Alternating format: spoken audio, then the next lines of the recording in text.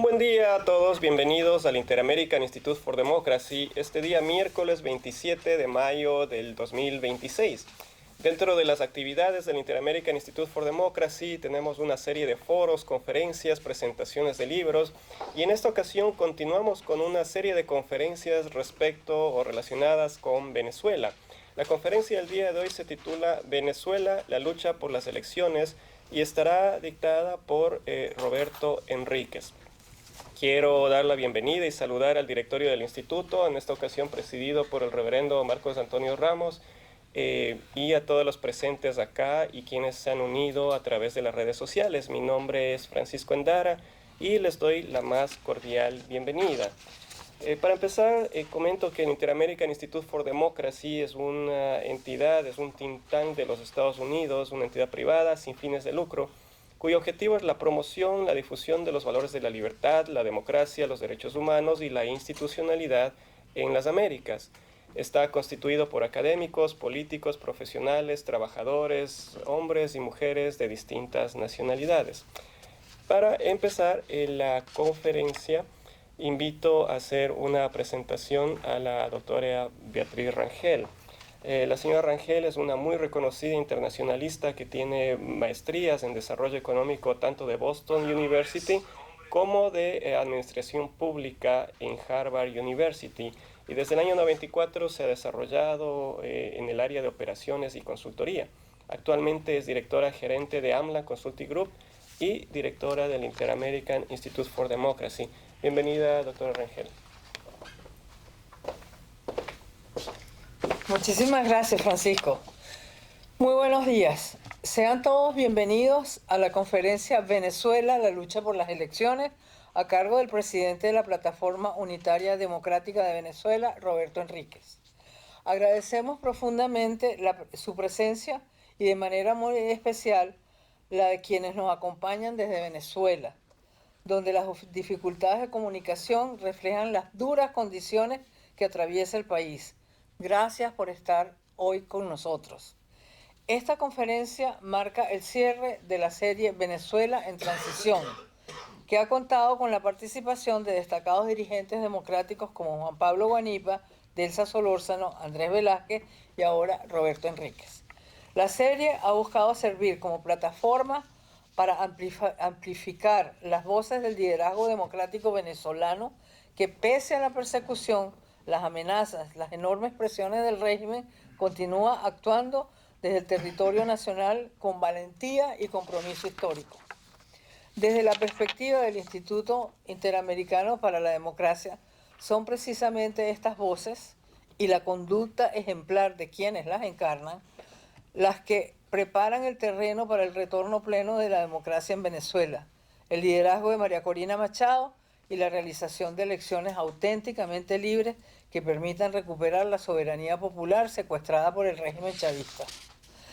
La presencia de Roberto Enríquez en esta conferencia de clausura posee un profundo significado político y moral.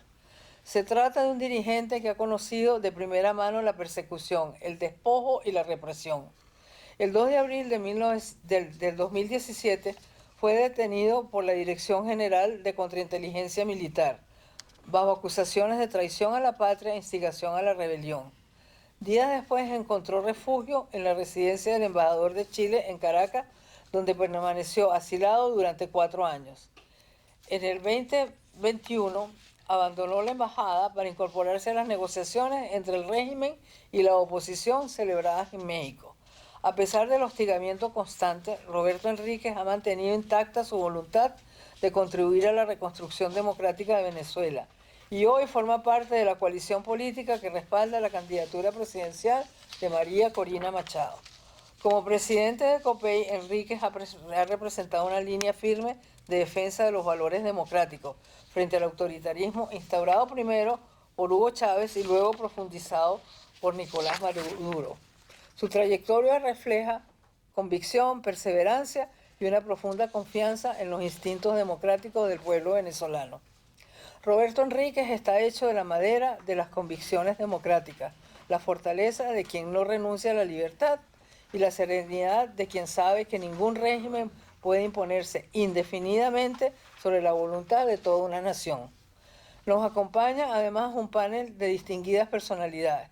Tenemos a Paciano Padrón, reconocido parlamentario de COPEI, autor de la Ley de Salvaguarda de Patrimonio Público y respetado profesor de oratoria. Armando Arratia, presidente de COPEI en Estados Unidos, abogado penalista y ex juez de circuito en Venezuela. Alexis Ortiz es alcalde, parlamentario y escritor cuya obra recoge la tragedia del exilio venezolano. Cerrará esta jornada nuestro director ejecutivo, Carlos Sánchez Berzaín, con sus reflexiones sobre los caminos que se abren para que Venezuela recupere la libertad y reconstruya sus instituciones democráticas. Modera esta sesión el distinguido analista ecuatoriano Francisco Endara Daza. Sin más, demos inicio a esta conferencia que promete convertirse en un digno broche de oro para que esta serie dedicada a la transición democrática venezolana sea conocida por todos aquellos que aspiran a que en nuestra región impere la libertad y la democracia. Muchas gracias.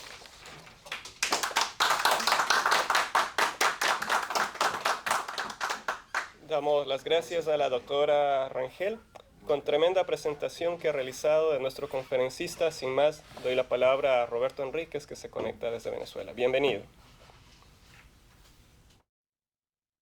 Muchísimas gracias.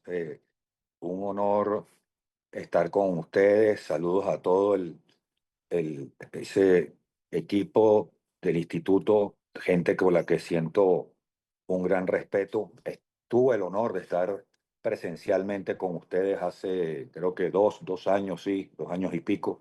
Eh, y la verdad es que quedé gratamente impresionado y agradecido como venezolano y como americano. Creo y lo digo con toda, creo que si no el único, por lo menos el que yo tengo más referido, instituto, centro de pensamiento, lo que llaman tanque de pensamiento para la libertad, para la democracia en el continente, son ustedes, ¿no? Y hoy en día, pues sin duda que estamos viendo cosas delicadas en muchos países del continente, pero sin duda que el tema Venezuela, Cuba y Nicaragua, creo yo, eh, son quizás las angustias más importantes, sin desconocer que también hay problemas de naturaleza democrática en otros países del continente.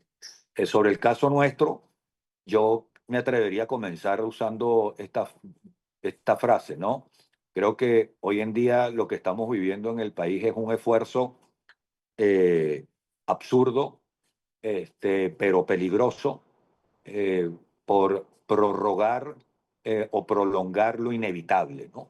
La democracia es inevitable en Venezuela. Si ustedes me preguntaban hace 3 años, quizás yo no me atrevería a decirlo con tanta vehemencia y con tanta certidumbre, pero hoy la democracia es inevitable en el país.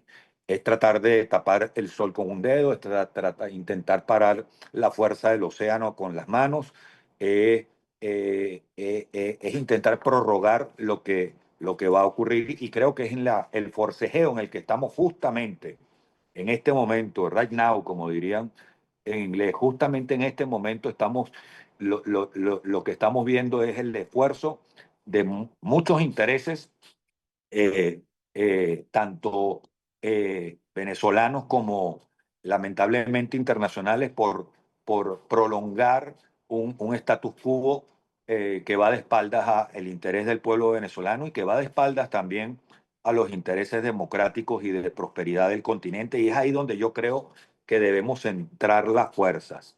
Eh, todos sabemos lo que pasó el 28 de julio. Todos sabemos la significación que tiene para la causa democrática venezolana el 22 de octubre, de donde emerge el liderazgo de María Corina Machado como veredicto popular, y en donde la plataforma unitaria yo creo que se consolida como articulador de las fuerzas democráticas del país. Y yo reivindico, y por supuesto que soy defensor de ese legado, porque ese legado es el que nos permite hoy en día eh, decirle a Venezuela y decirle al mundo que la causa democrática está más cohesionada que nunca. Y creo que es un mensaje muy poderoso para a esas fuerzas de la oscuridad que intentan prolongar la agonía de un pueblo, que intentan posdatear, retrasar el mandato democrático del pueblo venezolano. Esas iniciativas están condenadas al fracaso. Yo vengo llegando de Panamá, donde tuvimos, después de 2 años, nos pudimos reencontrar físicamente, presencialmente con María Corina con su equipo medular, y fue, por supuesto que en el plano humano muy reconfortante, pero en el plano político dimos discusiones muy intensas en donde al fin de cuentas lo que más allá de los matices tácticos y la, y la, y las válidas contradicciones, visiones que pudiesen haber, creo que la gran noticia es que todo eso fue despejado porque quedó muy claro y queda muy claro, y por eso es que este mensaje es muy importante que llegue a todos los niveles eh, del Estado, en tanto en los Estados Unidos como en el continente y en el mundo. Quedan claras tres cosas. La primera, eh, la resolución a luchar por un cronograma electoral y por un árbitro confiable en el menor tiempo posible para hacer unas elecciones libres y justas, y que se inicie formalmente en la etapa de transición, reinstitucionalización y por supuesto con todas las garantías de convivencia democrática, en donde se acate la voluntad, la regla de oro de la democracia, se acate la voluntad de la mayoría y se respete a la minoría. Ese es el mensaje que estamos enviando muy claramente para la Venezuela que viene. Prosperidad, convivencia, democracia. En segundo lugar, tenemos un liderazgo muy claro, que aquí la coalición política, no solamente la plataforma, otros factores políticos que también hacen vida y han puesto también su aporte en esta lucha, estamos cohesionados en torno a ese objetivo y en torno a un liderazgo. Y eso es un diferenciador muy importante. Aquí en Venezuela no se está discutiendo el liderazgo, no está en disputa el liderazgo. Eso es una materia que fue resuelta el 22 de octubre. Y hoy nosotros poder, después de todo lo que ha pasado desde el 28 de julio para acá, poder reafirmar con claridad que la causa democrática tiene un objetivo muy claro, tiene un liderazgo muy claro que encarna una mujer como María Corina, y tiene una coalición muy plural, pero también muy sólida, muy cohesionada en torno a esas dos grandes ideas. Creo que son hoy en día una garantía para el pueblo venezolano y para la comunidad internacional de que las cosas van a salir bien. ¿Y qué significa que las cosas van a salir bien? Que en Venezuela, para que el llamado Plan Rubio sea exitoso, estabilización, recuperación y reinstitucionalización y reconciliación o convivencia, como él lo ha dicho, pasan, para que ese plan sea exitoso, va a ser fundamental lograr que el hecho democrático se cristalice en Venezuela. Creer que la recuperación de Venezuela es posible sin democracia es un gran error. Sin legitimidad, sin solidez popular y sin eh, la reconstrucción del pacto político en Venezuela, es un gran error. Y yo creo que ahorita toca meterle corriente, pisar el acelerador, para que el proceso de reinstitucionalización política del país sea realidad, y eso pasa por construir el camino hacia unas elecciones libres en Venezuela sin desconocer el arrebatón que hubo el 28 de julio. Es por ello y en cuanto a eso que yo creo que hoy vengo con la satisfacción de poder decir de que de Panamá salimos más claros.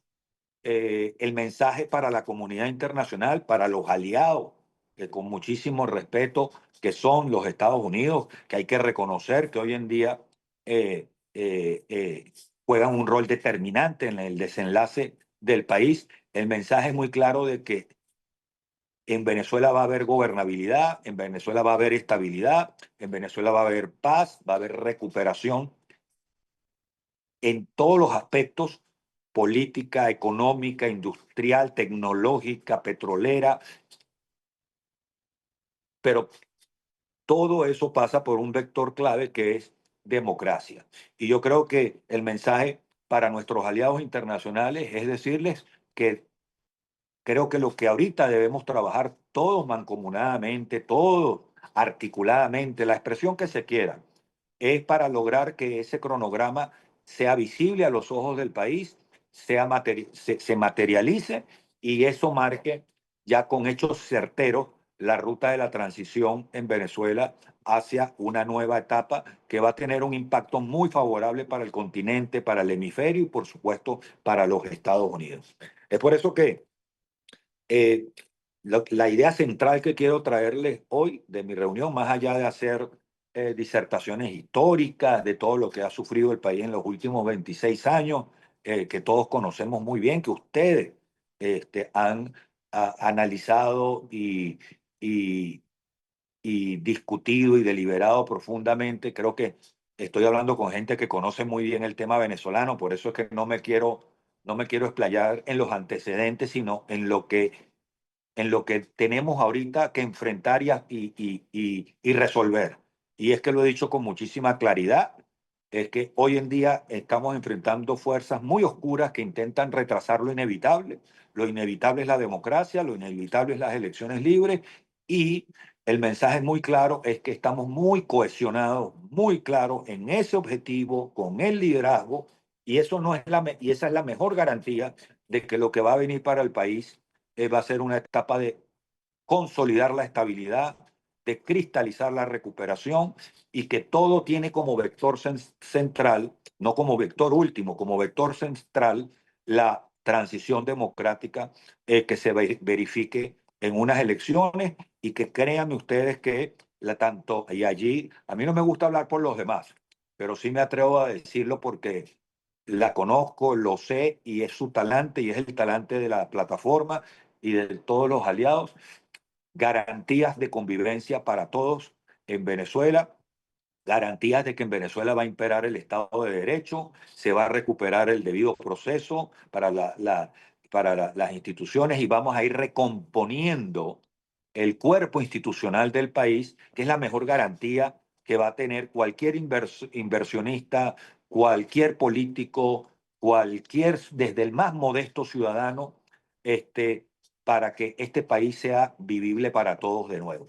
De manera tal que hoy en día lo que hay de este lado de la lucha es garantías. O sea, si alguien puede dar garantías hoy en día, es María Corina, es la plataforma, son los demás aliados, y yo creo que ese es un mensaje muy importante para quienes a veces se atrincheran en unas zonas de confort que solamente terminan es minando a ellos mismos y dañando las posibilidades o retrasando, mejor dicho, las posibilidades de encauzar este río crecido que se llama voluntad de cambio de un país. Eh, Todo lo que nosotros estamos haciendo es buscar siempre estar en sintonía con el país, con el sentimiento del país. Yo pude ver esa emoción, tenía tiempo que no la veía, esos niveles de emoción, de conexión emocional tan fuerte que hay entre los venezolanos y la causa que encabeza María Corina.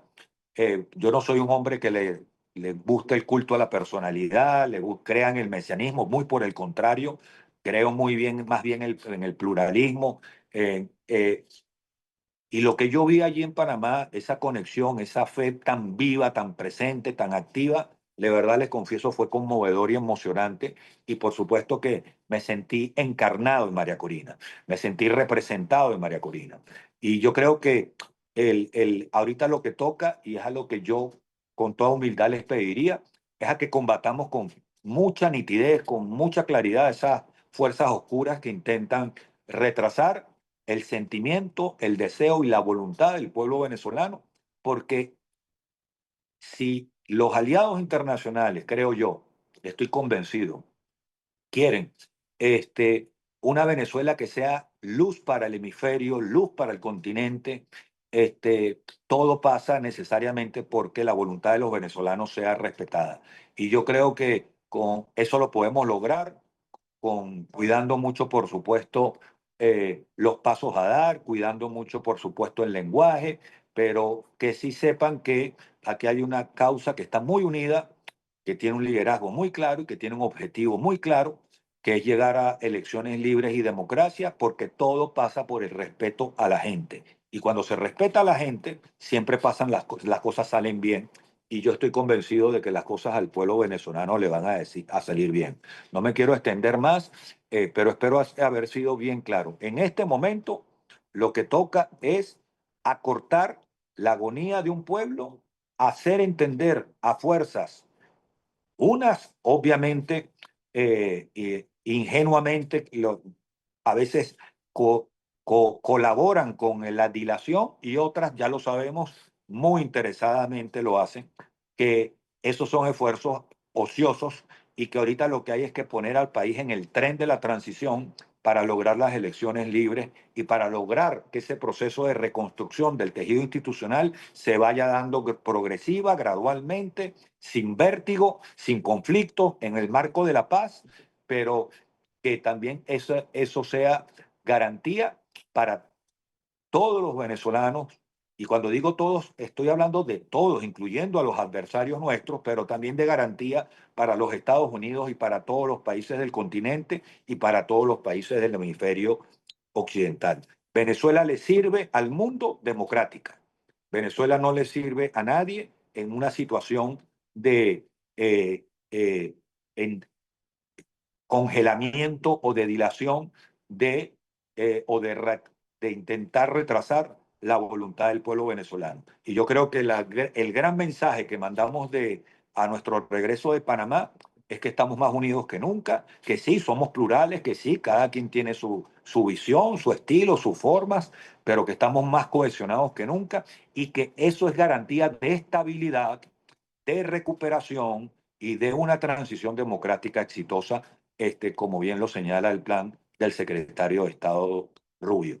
Espero haber sido claro, pero en todo caso, cualquier interrogante y cualquier cosa que consideren que yo deba precisar en más detalle, estoy a la orden. Damos las gracias al doctor Roberto Enríquez por la conferencia Venezuela, la lucha por las elecciones. A continuación, invito a la sección de comentarios al doctor abogado Paciano Padrón. El doctor Padrón es un muy reconocido historiador de origen venezolano. Fue diputado al Congreso Nacional por más de 2 décadas y perteneció a la democracia cristiana venezolana. Bienvenido, doctor Padrón.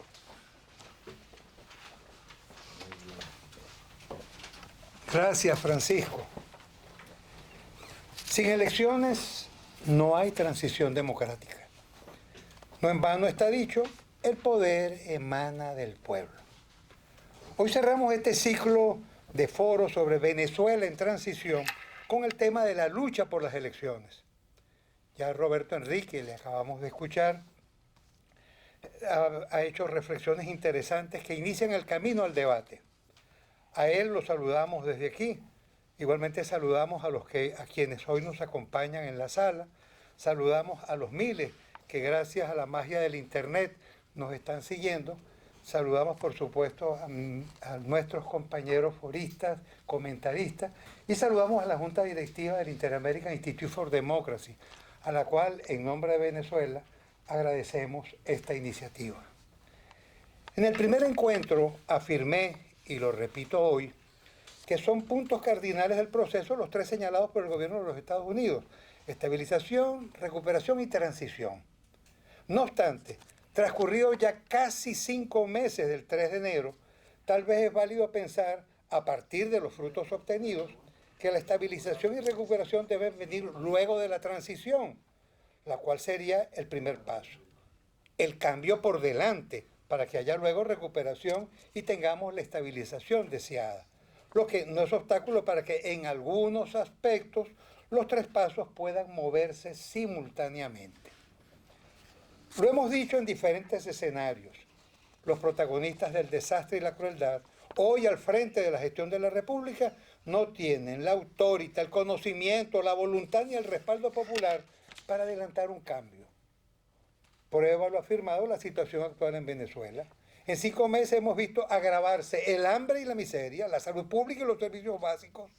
Crece el miedo de la ciudadanía, continúa la represión, la tortura, la cárcel, por razones políticas. A pesar de algunas libertades que celebramos, seguimos exigiendo la libertad de todos los presos políticos. Hay muertes que lloramos, como la de Víctor Hugo Quero, ocultada por Maduro, pero también por los Rodríguez, lo que produjo la sentida muerte de doña Carmen ante una indignación general. La estabilización y recuperación serán fruto de la transición, la que indefectiblemente deben hacer los ciudadanos en quienes reside el poder.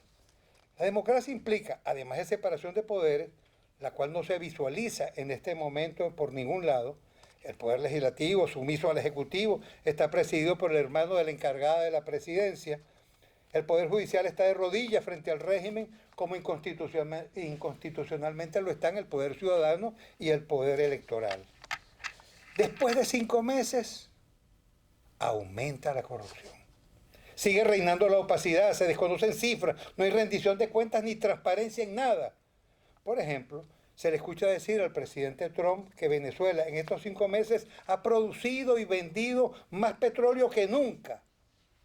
Pero nadie en el régimen, ni la señora Delcy ni ningún otro, informa cuánto se ha vendido, qué montos han ingresado y menos aún qué se ha hecho con ese dinero que no llega al pueblo transformado en bienestar y calidad de vida.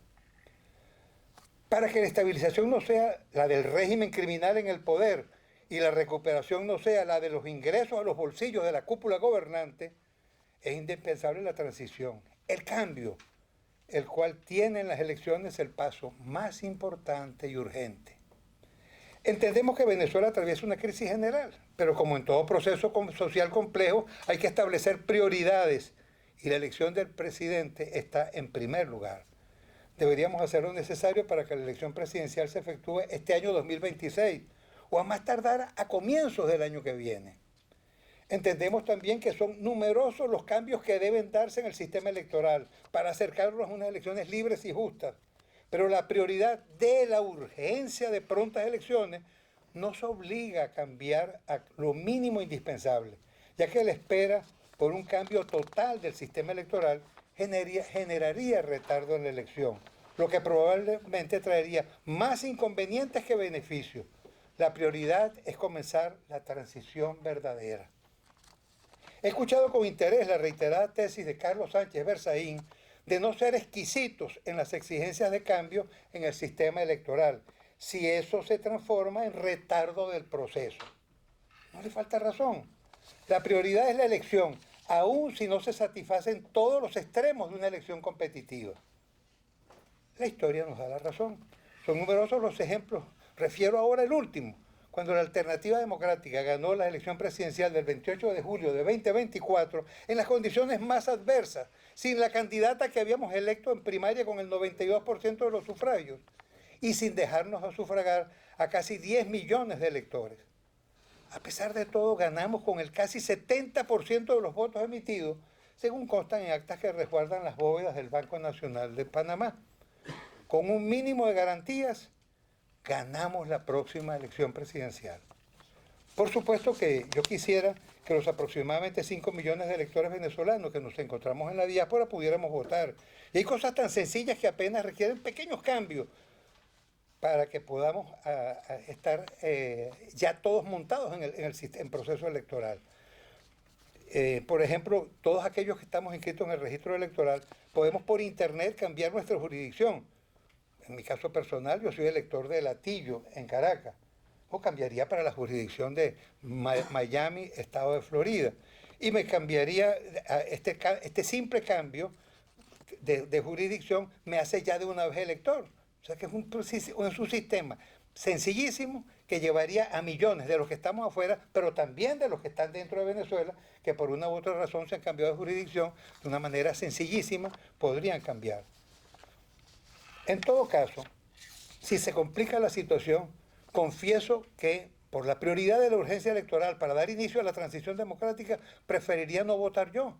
Pero que se alcance la transición que en manos de un nuevo presidente traiga consigo el ejercicio pleno de los derechos ciudadanos, así como la estabilización y recuperación que entonces pasarían a ser objetivos de los nuevos gobernantes.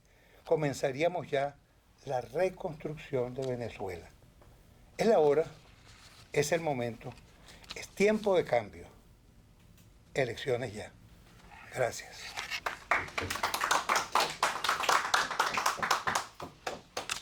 Muchas gracias, doctor Padrón.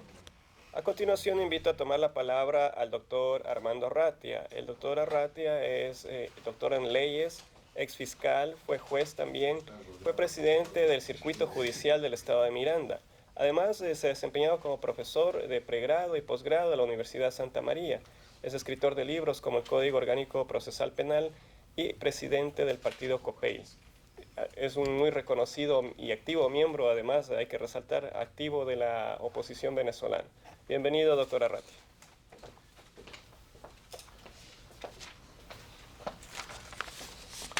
Buenos días.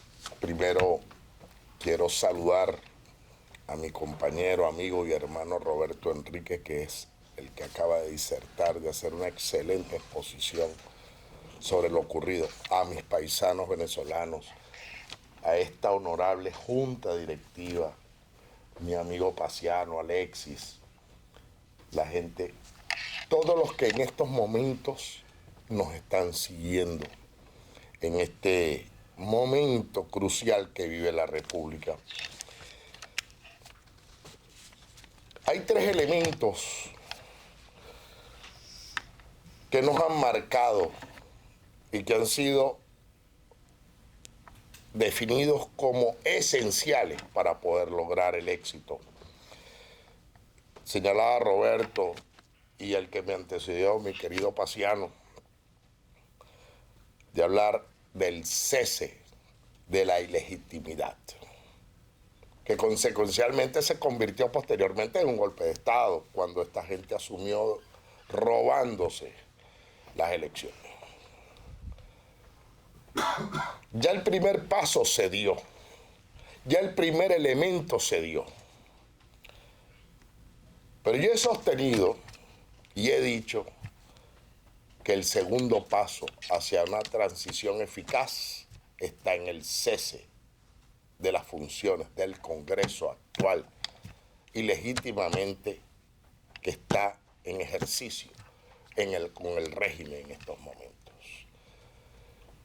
Antes de abordar ese punto, yo voy a hacer decir tres puntos esenciales sobre la Constitución Nacional, que abarca los artículos el 232, el 233 y el 234. En estos momentos debería ya el 6 de junio cesar las funciones, o debe cesar inmediatamente, la señora Delcy Rodríguez en su itinerario. Terminaría el 4/6 del 2026 a las 12 de la noche, 11:55. Debería dar paso al rodrigato, como decimos nosotros, por un mes al presidente del Congreso, y debería después el TCJ, si la situación no fuera típica en Venezuela, debería ser el TCJ. Eso significa dos cosas, si esto ocurriese. La número uno, el reagrupamiento de las fuerzas del chavismo. Y el número dos, no tomar la decisión adecuada de un régimen que está muerto, que está resquebrajado, de darle el golpe final a través de la disolución inmediata del Congreso. Deben de reconocer la falta de legitimidad en estos momentos, porque no tienen apoyo de la ciudadanía, del pueblo, y las fuerzas militares deberían darse cuenta de esto en este instante. Son momentos cruciales para tomar decisiones. Y la historia así lo ha dicho. Lo ocurrido en Panamá es un hecho que la historia lo va a premiar, que la historia va a premiar, va a dar al venezolano el piso político necesario para la gobernabilidad, para llevar un nuevo cambio al país. Pero esa reunión de Panamá, como dijera Roberto, fue emocionante, fue sincera, fue real. Tiene que unirnos más como seres humanos y dejar a un lado las ambiciones personales para lograr el objetivo. Vuelvo al punto del Congreso. Una vez que disolvamos el Congreso, vamos al proceso de reinstitucionalización del país para dar pie al nuevo país en el nacimiento de unas elecciones inmediatas y urgentes que reclama el país, de unas elecciones presidenciales, no de alcaldes, no de gobernadores, no. Vamos a las presidenciales y posteriormente veremos hacia dónde nos va a llevar los derroteros más importantes para llegar a las elecciones de gobernador y de alcalde y de todas las autoridades para darle el piso político que amerita a Venezuela, un camino y una vida dentro de la democracia. Por último, yo en la reunión pasada señalé la desaparición de más de 15.000 personas y voy a ser reiterativo en esto. La Comisión de Verificación de los Hechos de la ONU en materia de derechos humanos tiene el expediente completo de alrededor de casi 15.000 personas que no son ubicables, personas que no se sabe dónde están y que en estos momentos, tomando la palabra de mi amigo Paciano, haciendo honor no solamente a los miles de Víctor Quero y Carmen Navas Quero, que falleció como consecuencia, que para mí hay un delito consumado también, haber producido la muerte de esa señora al poco tiempo de descubrir la verdad. Hay que buscar este informe y empezar a investigar el paradero de estas 15.000 personas aproximadamente. De hecho, está muy bien sustentado este informe, en dónde pudiesen estar enterrados, en qué lugares y en qué sitios. Gracias por esta oportunidad que me han permitido. Agradezco y quiero ser partícipe de esta historia del renacimiento de la segunda independencia de Venezuela. Muchas gracias.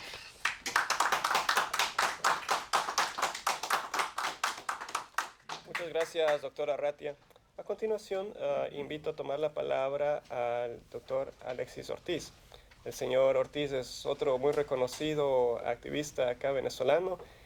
Fue parlamentario, fue alcalde, es un escritor de origen venezolano que vive acá en Miami. Bienvenido, señor Ortiz. Como es lógico, debo comenzar por agradecer a la directiva del Instituto Interamericano por la Democracia y a los distinguidos panelistas con los cuales comparto esta tribuna, la oportunidad que me dan de conversar con un joven como Roberto Enríquez, con el cual comparto una cosmovisión humanista cristiana, cosmovisión a la cual no renuncié nunca, a pesar de que renuncié hace muchos años a ser militante del Partido Social Cristiano. Pero esa opción doctrinaria la he mantenido durante el resto de mi vida y precisamente la he mantenido y sobre todo la encuentro muy pertinente en este momento porque la humanidad necesita un debate sobre cuáles deben ser los derroteros, el destino en esta transición tan espantosa que estamos viviendo en el mundo. Yo quiero decirle que me complació mucho que Roberto Enríquez se refiriera a lo inevitable que es ya a estas alturas el regreso de la democracia en Venezuela. Que dijera, que afirmara que la causa de la gente democrática es una causa cohesionada y en torno al liderazgo de María Corina Machado, y que afirmara algo que es una verdad como un templo, que es que Venezuela le sirve al mundo democrático y a todo el mundo. Venezuela le sirve como país democrático, como país oprimido por Chávez, por Maduro y ahora por Jorge Rodríguez y su hermanita corrupta Delcy Rodríguez. Venezuela no le sirve al mundo. Entonces es muy importante estas cosas que dejó establecidas en su intervención el amigo Roberto Enríquez. Yo quiero decirle a él y a todos los que nos escuchan que los que estamos refugiados en el exterior por razones de persecución política, sabemos y entendemos que la causa de la democracia la dirigen allá en nuestro país los que están allá en el fragor de la lucha, en medio de todo el espanto que se vive en Venezuela. De tal manera que nosotros entendemos que los que estamos fuera no tenemos la pretensión de liderar nada, sino que sabemos que nuestro papel se refiere a ser caja de resonancia, factor de apoyo de los que luchan allá. Estamos esperando con mucho fervor el regreso inmediato de María Corina para que con su presencia en la calle estimule y eche a andar el gran movimiento por el rescate de la democracia nuestra, ultrajada por la narcodictadura, igualmente por Hugo Chávez, igualmente por Delcy Rodríguez y Jorge Rodríguez. Lo que tienen que entender nuestros aliados dentro y fuera de Venezuela es que lo que garantiza una transición democrática, seria, consistente y sobre todo pacífica es el liderazgo de María Corina y los millones de venezolanos que estamos detrás de ella. Si esto se retrasa, corremos un riesgo que a mí me causa espanto, y es el riesgo de que se desaten los caballos de la violencia en Venezuela y sean incontrolables y el proceso entre en una cadena de traumatismos realmente lamentable. Quien puede garantizar un proceso en paz y una transición consistente, seria y productiva es María Corina y la gente que anda con ella. Muchas gracias. Muchas gracias, señor Ortiz. A continuación invito a tomar la palabra al director ejecutivo del Inter-American Institute for Democracy, el doctor Carlos Sánchez Berzaín. El doctor Berzaín es un abogado, politólogo muy reconocido acá en Miami. Ha sido ministro de la Presidencia, de Gobierno y de Defensa, además de diputado nacional de la República de Bolivia. Actualmente escribe para varios medios acá en Miami y alrededor del mundo. Bienvenido, doctor Berzaín. Gracias. Hoy cerramos el ciclo de conferencias sobre Venezuela con la participación de Roberto Enríquez, uno de los exponentes políticos jóvenes y de gran futuro para la liberación, para el retorno y para el fortalecimiento de la democracia en Venezuela. Roberto Enríquez nos ha dicho hoy día un concepto central. La democracia en Venezuela es inevitable.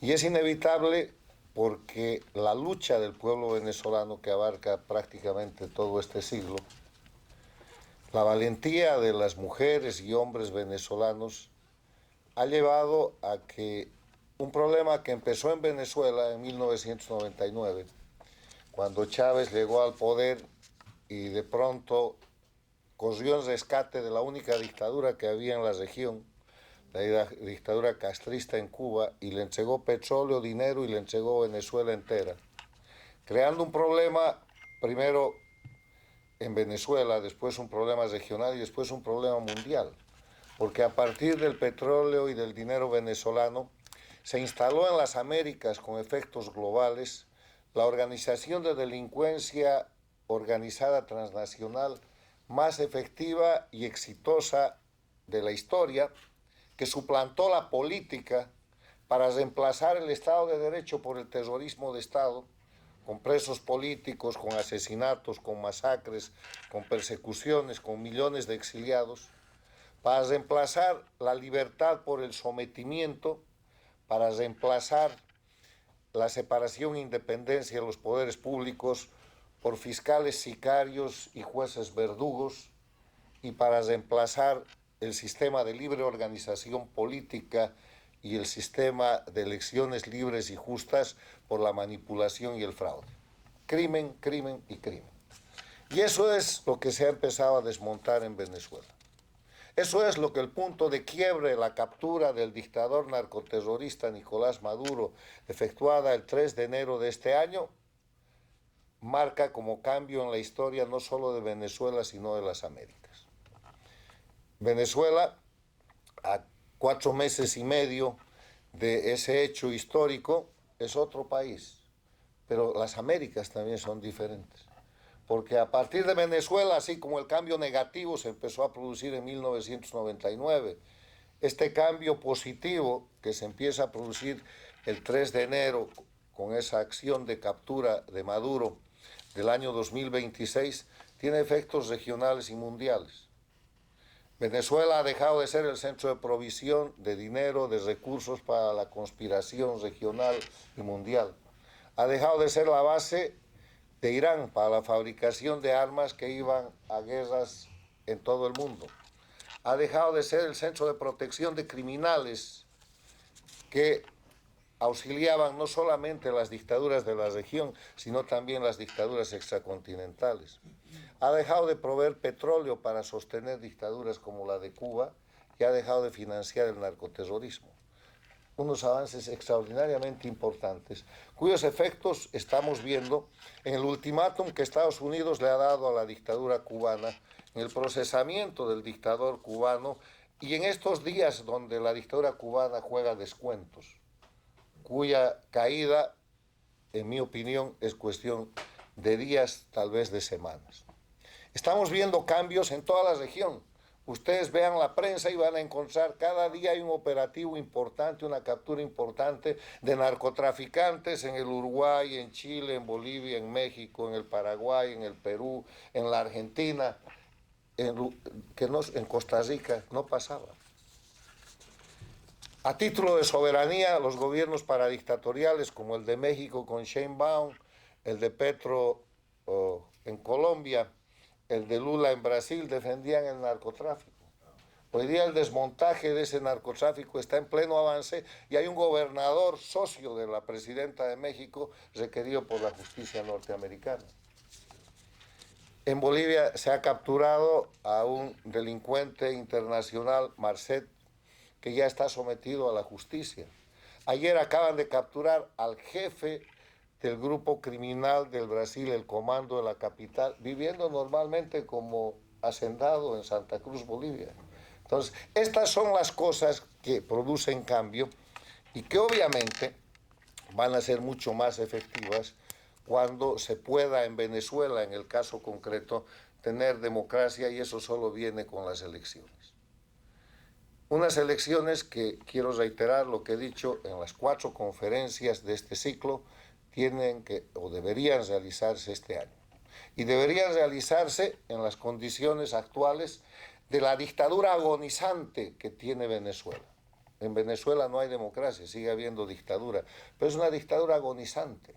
En Venezuela sigue habiendo, no hay justicia, siguen habiendo fiscales sicarios y siguen habiendo jueces verdugos, sigue habiendo represión, pero es una represión a la que le han cortado las garras. Estados Unidos está tutelando el desmantelamiento de un régimen criminal por medio de sus propios delincuentes. Es una cosa que van a registrar todos los libros de historia.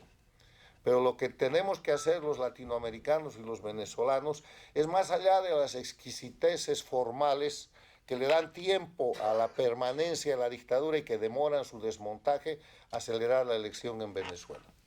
Para que una vez que María Corina Machado sea electa, que es en verdad un proceso de ratificación formal para reiterar una legitimidad que María Corina tuvo que ceder a la gente que tuvo que poner como candidatos suplentes, empiece el proceso de restauración, el proceso que le gusta a la gente llamar de transición a la democracia desde el poder.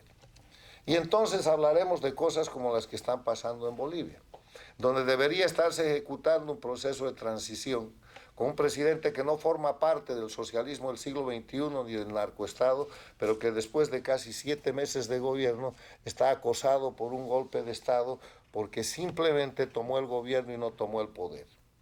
La recomendación en Venezuela es tomar el gobierno y tomar el poder. ¿Y qué quiere decir tomar el poder? Desarmar el sistema de leyes, no dar lugar a la impunidad y quitar de la política a los mecanismos del crimen organizado. Y eso solo se logra de una manera en estas situaciones, se logra con unidad nacional. El gobierno de María Corina, que todavía no se logra formar en Bolivia, tendrá que ser un gobierno de unidad nacional, un gobierno con una agenda clarísima del rol histórico que le señala el pueblo y que le señala el momento de la historia, no solamente venezolana, boliviana, sino de la historia regional, donde hay un cambio geopolítico que permite este retorno a la democracia. Una unidad nacional fundada en el hecho de que hay que terminar con la división que ha utilizado el castrochavismo o el socialismo del siglo XXI en todos los países, en Venezuela, en Bolivia, en Colombia, en el Ecuador, en Nicaragua, en la propia Cuba, para desorganizar la sociedad y para deshacer el tejido social. Una unidad en la diversidad, una unidad con un manejo político impecable y una unidad que parta de un informe preliminar, que no se ha hecho un informe esencial, que no se ha hecho en Bolivia en 7 meses, por ejemplo, de cómo se recibe el país. ¿Cuánto debe Venezuela? ¿Dónde fue el dinero de Venezuela durante estos 25 o 26 años? ¿A quién se entregó o qué se hizo con los bienes que se confiscaron, que se incautaron? ¿Dónde estaban los desaparecidos? ¿Cuánta gente fue torturada? ¿Quiénes eran los torturadores? O sea, un inventario de los daños, una auditoría sin la cual ningún gobierno puede empezar. ¿Por qué? Porque si comienzan sin ese inventario, a los 6 meses, más o menos, van a ser responsables de los delitos cometidos por la dictadura y vamos a tener la repetición del ridículo que hoy día estamos viendo en Bolivia, donde el golpe de Estado lo empuja Evo Morales para defender su narcoestado, para tener impunidad y le echa la culpa de la crisis al gobierno que no ha cumplido 7 meses. O sea que hay que aprender de estas experiencias. Tenemos diferentes etapas en las Américas, en la recuperación de la democracia. ¿Quién va más adelante es el Ecuador, en una lucha durísima contra el narcotráfico para desmontar el narcoestado.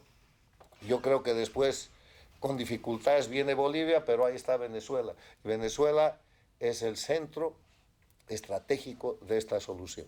O sea que felicidades, gracias, y al pueblo venezolano y sus dirigentes sigan luchando, que seguiremos tratando de aportar parámetros de la realidad objetiva que nos permitan ser más eficientes y devolverle al pueblo su libertad con más rapidez.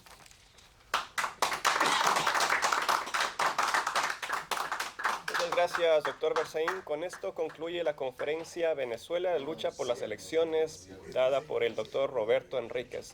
Agradecemos a quienes nos acompañaron acá, al directorio presidido por el reverendo Marcos Antonio Ramos y a quienes nos acompañaron por redes sociales. Un buen día.